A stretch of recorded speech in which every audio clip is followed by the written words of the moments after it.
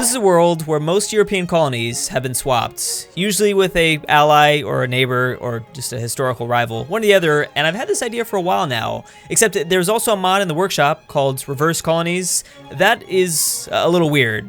Really weird. I made a lot of changes just to make it a little bit better. So let's see how this plays out. Also real quick, don't forget to check out the Paradox Weekend over on Humble Bundle. You can come and support my channel while also getting like all the games I play for a very cheap price. They're selling base games and DLC. Yeah, lots of good deals. I'll leave a link in the description down below. You've probably noticed some of the biggest changes have happened between the French and the British, but there's also Portugal and Spain, Belgium and the Netherlands, and Germany and Italy. All these regions as well have exchanged some sort of territory. Sweden, though, probably got just the best end of the deal, since they took away Danish, Iceland, and Greenland, and Denmark got nothing. This might have been a little too OP. Actually, you know what? I do feel a little bit bad. Yeah, let's go ahead and give Gotland to Denmark. At least that's something. Now, France is someone we definitely got to keep an eye on since, I mean, they kind of became maybe the strongest nation overnight, or at least one of them. And if they go communist here, yeah, that could be very bad. It's starting to look like Adolf might also be maybe underestimating Ethiopia. Maybe this country is just like really good at fighting Axis members. I gotta imagine that Republican Spain fighting in the Civil War has got to be getting some help from these brand new colonies. I don't want these things to be overlooked because, yeah, I mean, they're pretty nice. Okay, but this is kind of a normal conflict, but not really in 1937. At least not with a lot of mods, and I'm not really using that many, so I don't know what's going on here. The communists have obviously won, and as for this little island in the Caribbean, I don't know if it really matters. I don't see anything that tells me, you know, exactly why this happened. Kind of surprisingly, Hirohito seems to be struggling out here in the east. Their little naval invasion just got crushed immediately. Is the Chinese United Front not going to get completely embarrassed for, like, the first time ever? I just realized that there's actually a pretty big difference between the two industries of the French and the British. I think it's safe to say these colonies have had a pretty big impact already. Well, it's confirmed. I think it's very confirmed. Sometimes even Hitler can't overcome Ethiopia. Yeah, they pretty much just handed them an L. Very early Middle Eastern war, Iran after Iraq, and I think this can go either way. Oh, Benito, you worried me. I wasn't sure if you're gonna have any divisions over in your new territory. No? Okay. 2.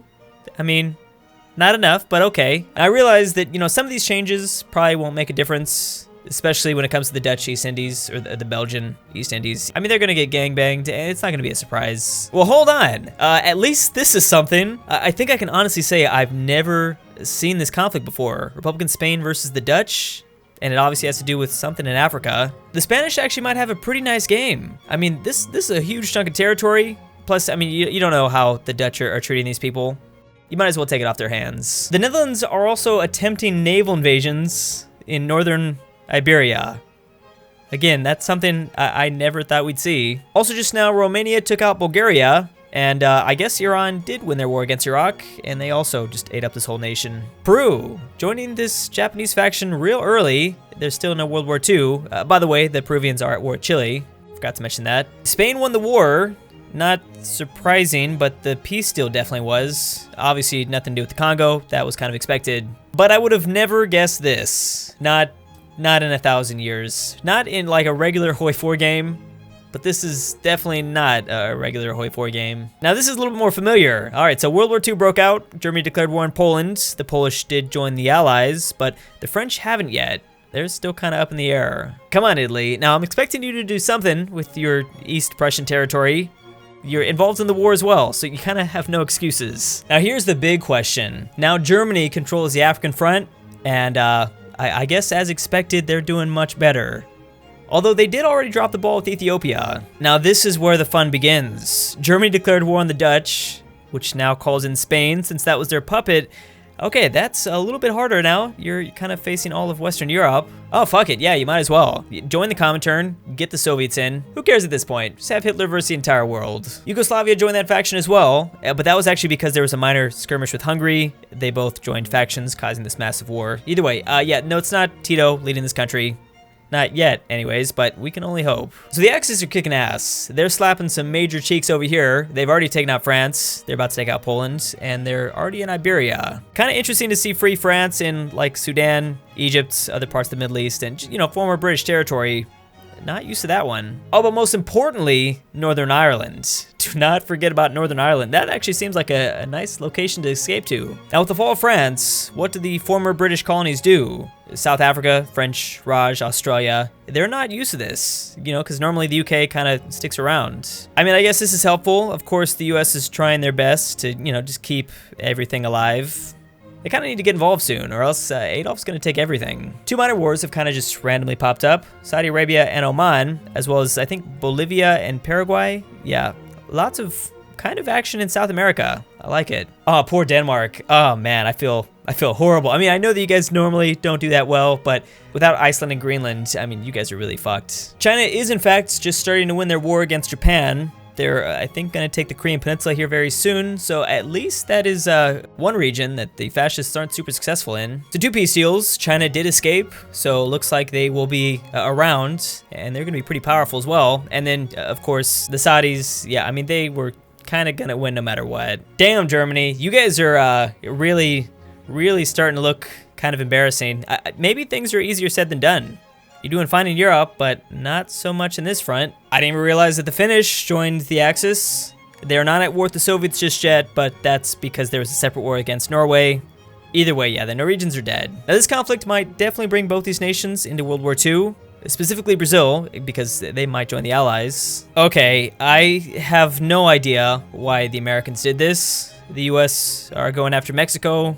It doesn't make no sense, but either way, at least, you know, the US joined the Allies at the same time. I'm guessing the Mexicans will probably join the Axis. Okay, well, at least that caused the Brazilians to join as well. They've made a choice. Venezuela joined the Axis the last second, but that was, yeah, kind of pointless. And of course, now Germany and Italy are slowly starting to die in Europe. The Soviets are really starting to push, but the Allies are also making a nice invasion through Iberia. Wow, what a shocker there. China just refusing to recognize Tibet. Who could have guessed that? And World War II ends with the Soviets taking 13 states, Yugoslavia taking 2, Belgium got some stuff, and tons of puppets. I actually don't even know, did the Allies get anything? Anything at all? Just barely. Now it might seem like things are over, especially if you look at the faction map mode. Communism kind of controls everything, but not necessarily. I mean, communism isn't prevalent in France. They did join the Comintern, but something else is going on. I think they might have gone down an interesting part of their focus tree, that is, before they died. Fascism isn't done yet. Obviously, all the nations under the French Commonwealth, can I say that? I guess that's a thing. They're doing fine. They're still under the French. We'll see if that changes. And there it is. And actually, you know, I just thought about it. If the fascists are able to win, they could definitely join that co-prosperity sphere. I'm sure Hirohito wouldn't mind. Oh, damn it. Okay, well, yeah, that's right. They did join the Allies, which means the other side did, Democratic side. So they gotta face a much bigger beast first. And while that's all going on, we're gonna have a battle for China, which is the big wild card, I guess, because obviously it doesn't matter what happens in the world. This place is always gonna be a superpower. So I gotta say, this is starting to look like a pretty terrifying France as they took out Luxembourg and Belgium. They won this area, obviously, and they did join Hirohito. So they are going to get some help. The Soviets are now going to attack Iran. They're doing their southern thrust strategy, so I'm assuming Afghanistan is next. We'll see if they join any teams, but I doubt it. I don't know who let them in. Never mind. All right, I'm going to shut the hell up. The Chinese United Front would apparently, and this is actually because of a separate conflict, someone declared war in Mongolia, causing, well, World War III. And here comes fascist France as well. I guess they must see something because they seem like they have their plate kind of full. They're still fighting the entire Allies. Well, the Soviets do practically have zero manpower. Yeah, I think that might be a big reason. The Comintern are in trouble. Kind of strange to see the Chinese and the Japanese fighting on the same side, especially in 1942. That's kind of new, but you know what? I like it. This is going to be a really interesting peace treaty as France basically takes over all of Europe and the Chinese United Front almost take everything else. I'm gonna say I actually think China did most of the work here. Damn, okay, that was actually a lot more even than I thought. Unless the Chinese got a lot of these puppets, which is possible, I guess. I don't know. I mean, the French were obviously taking more valuable land. Oh, yep, okay, yeah, the Chinese basically decided, yeah, you're just gonna puppet everything in Europe. I think that they're kind of the true hero of this video. Anyways, this was a pretty nice game, I think, you know, outside of the horrible border gore, which, I mean, I just want to say, like, after, I don't know, like 1,000 hours of just watching this game, you'd think I'd be used to it by now. You think that this shit wouldn't really faze me? Nope. I'm always amazed. I'm always amazed at just how low we can go. A little strange that we had the French Raj, and they were obviously a part of the French for a while there, but they still ended up joining the Allies with a majority of that French Commonwealth. They still ended up kind of in the same place. But obviously, the biggest winner here is Sweden. I mean, no one even fabricated against them. They really feared these two brand new colonies. I'm sure Denmark really missed them. Thanks for watching. I'll see you next time. A big thanks to Patrick Harvey, Yeetus That Fetus, Raging Fruit, Mr. Fister, Tanner of the Nazareth, Princess Emma, Yeet God McNeckass, Delta Aurora, Dr. Freaky, Abraxas, Ben Moke, Jens Lovedisc, Daddy Seabeans, King Solomon, Kiwi Supreme, Maxi G, Swiss Argo, Bruce Vacation, Matthew E, Elijah Senpai, Spookster, David Diaz, Abrudless, Papa Stalin of the Paintbrushes, Furry Cruz, E, Kirby, and LVC.